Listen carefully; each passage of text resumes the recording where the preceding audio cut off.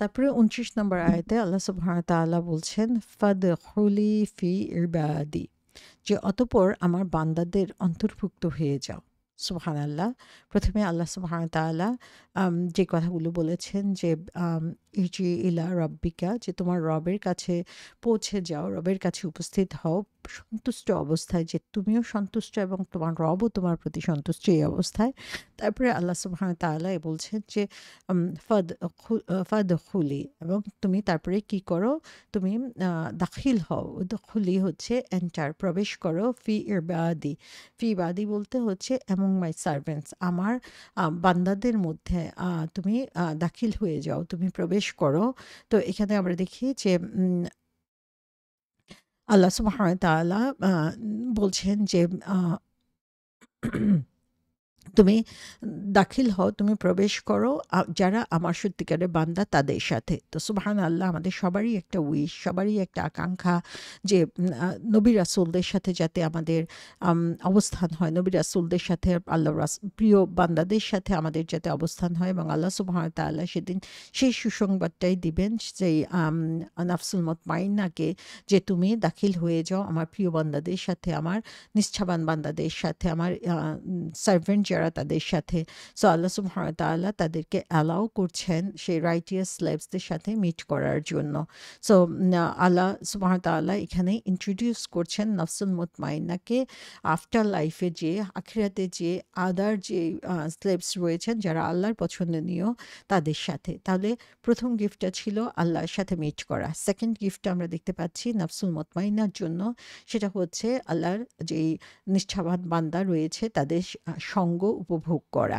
So এখানে আমরা দেখতে পাচ্ছি যে আমাদের আগে যারা চলে গিয়েছেন, যেসব নবী রাসূল চলে গিয়েছেন, রাসূল সাল্লাল্লাহু আলাইহি ওয়াসাল্লাম, আবু বকর রাদিয়াল্লাহু আনহু মতো নিষ্ঠাবান মানুষ যারা চলে গিয়েছেন, আল্লাহ সুবহানাহু ওয়া তাআলা সেদিন এই নাফসুল মুতমাইন্নাকে তাদের সাথে অবস্থান করার সুযোগ দিয়ে দিবেন।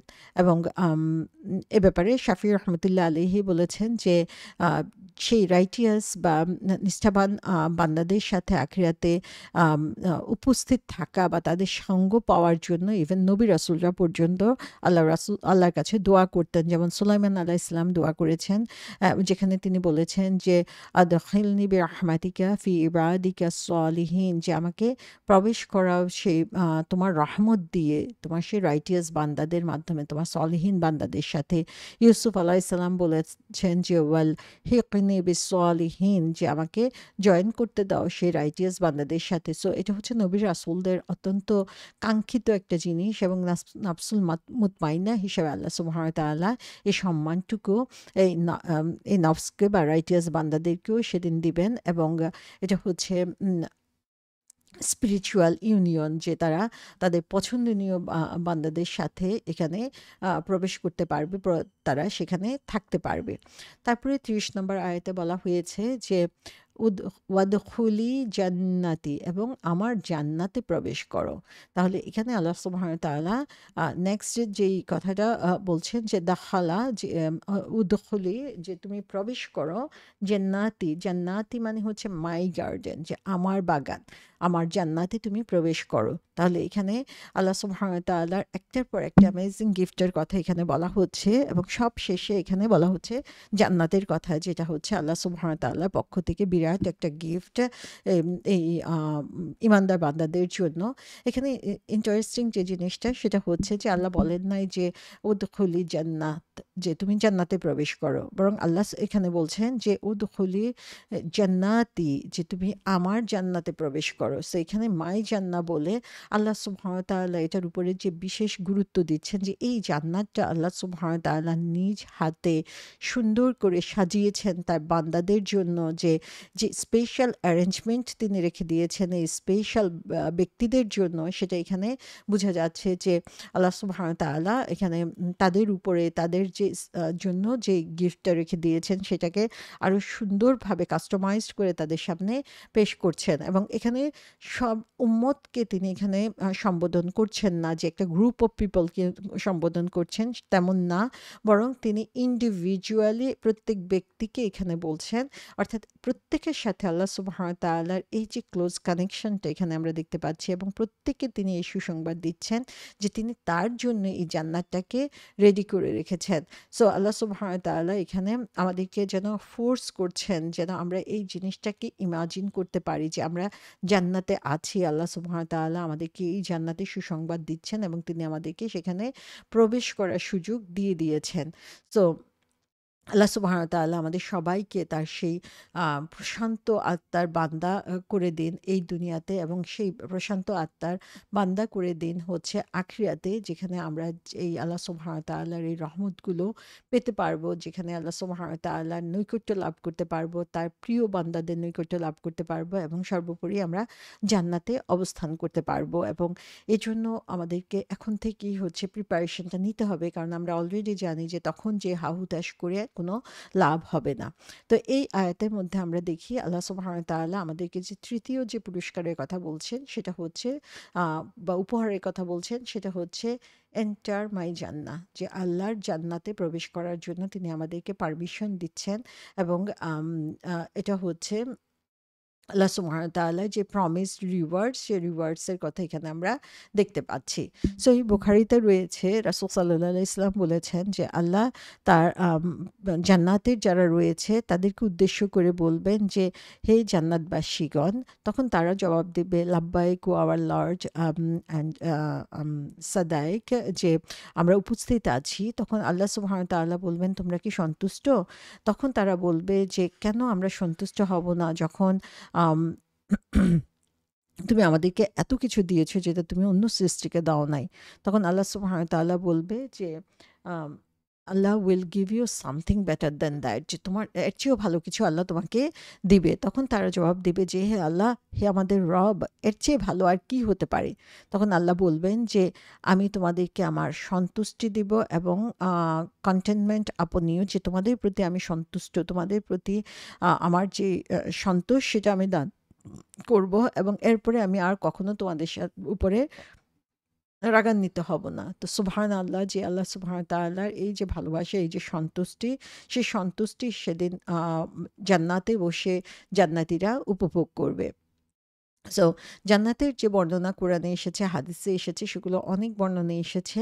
সেখানে আমরা জানি যে জান্নাতের কথা বলা হয়েছে। রাসূল সাল্লাল্লাহু আলাইহি ওয়াসাল্লাম বলেছেন যে জান্নাত হচ্ছে এমন একটি জায়গা, যে জায়গা হচ্ছে এর যে সৌন্দর্য, এর যে নিয়ামত, সেটা কোনো চোখ কখনো দেখে নাই, কোনো কান কখনো শুনে নাই, ইভেন কোনো অন্তর কখনো সেটা উপলব্ধি করতে পারে নাই। যে আমরা কত জিনিস দেখি, কত জিনিস আমরা কল্পনা করি, কিন্তু আমাদের কল্পনা শক্তিরও বাইরে হচ্ছে এই জান্নাত। এত বেশি সুন্দর হচ্ছে জান্নাত, এত বেশি নিয়ামতপূর্ণ হবে জান্নাত।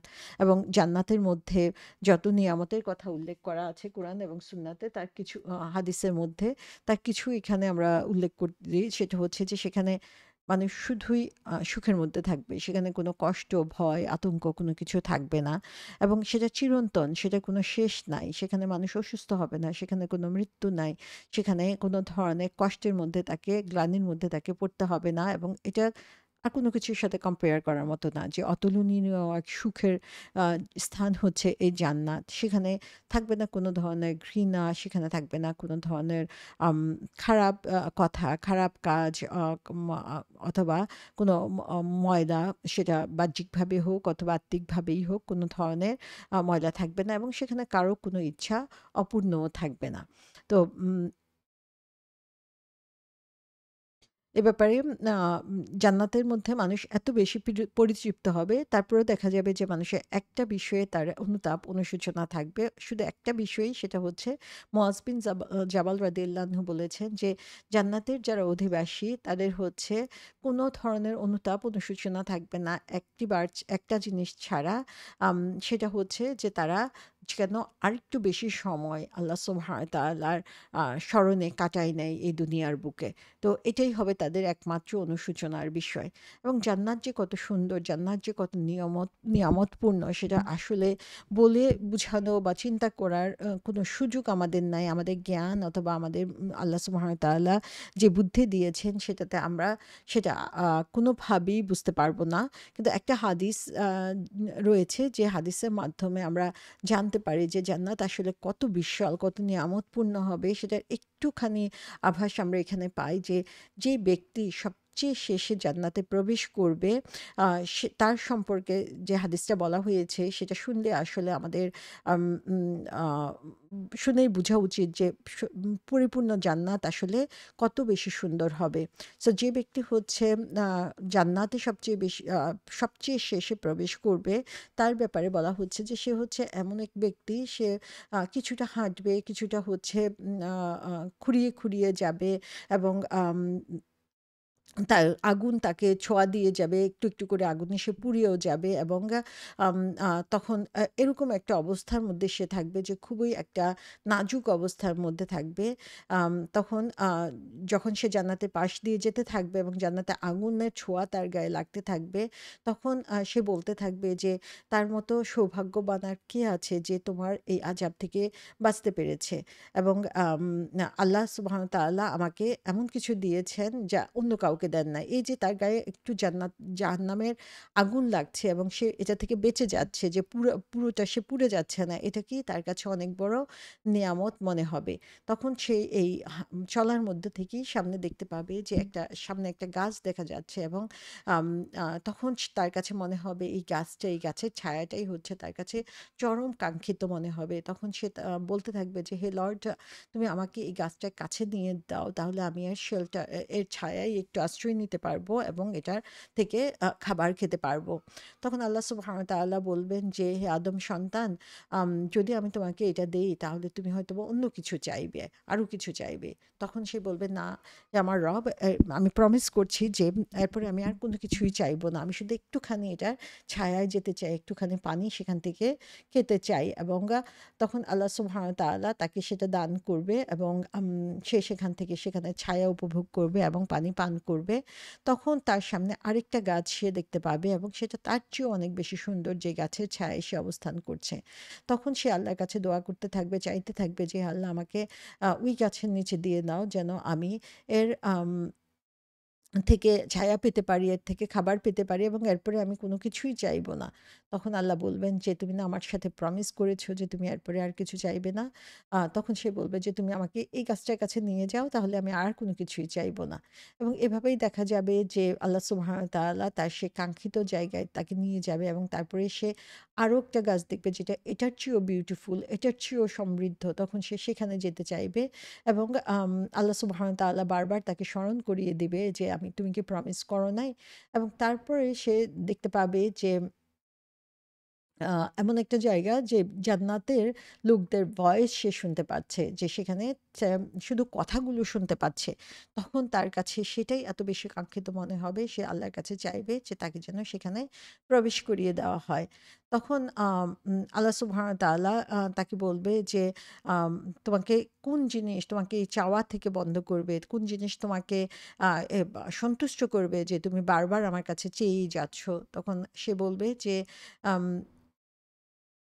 উম জ তাকে জান্নাত দেওয়ার পরে তখন সে বলবে যে, "হে আল্লাহ, তুমি কি আমার সাথে মজা করছো যে তুমি আমাকে আরো কিছু দিতে চাও এবং আরো কিছু তুমি আমাকে দিবা?" তখন আল্লাহ সুবহানাহু ওয়া তাআলা বলছেন, ও ইবনে মাসউদ রাদিয়াল্লাহু আনহু তখন হেসে উঠলেন, এবং তার আশেপাশে যারা ছিল তারা তাদেরকে বললেন যে, "তোমরা কেন জিজ্ঞাসা করছো না যে আমি কেন হাসছি?"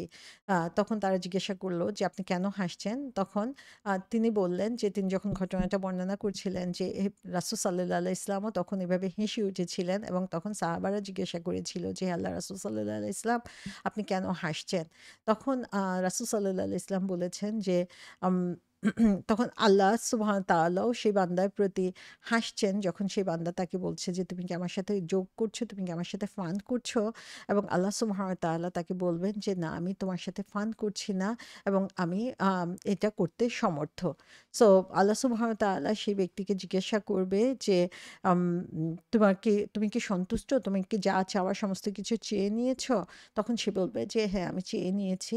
তখন আল্লাহ বলবেন যে, তুমি যা কিছু চেয়েছো তার সমস্ত কিছুই তোমাকে দেওয়া হলো এবং তারপরে আরো অনেক কিছু তোমাকে দেওয়া হচ্ছে।"